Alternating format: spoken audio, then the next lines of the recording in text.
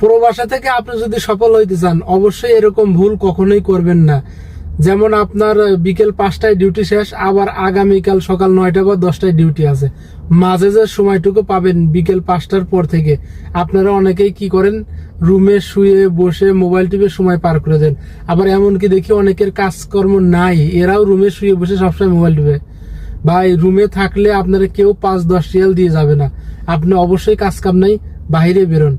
আপনি যদি যে কোনো কাজ করেন সৌদি আরবে, যে কোনো কারোর যদি একটু হেল্পও করেন এটা ওটা, আপনার মিনিমাম 10 রিয়াল 20 রিয়াল এমনকি 50 রিয়াল হাদিয়াও দিতে পারে। তো আপনি যদি প্রতিদিন 10-15 রিয়াল করেও যদি বাইরে থেকে ইনকাম করতে পারেন, মাস শেষে দেখা যাবে আপনার 500-700 রিয়াল এক্সট্রা ভাবে ইনকাম করতে পারেন। আর এই 500-700 রিয়ালে বাংলাদেশের মিনিমাম 15 থেকে 20,000 টাকা ইনকাম করতে সম্ভব। আর আপনি যদি সফল হইতে চান অবশ্যই পরিশ্রম করতে হবে, পরিশ্রম করলে ইনশাল্লাহ সফল হইতে পারবেন।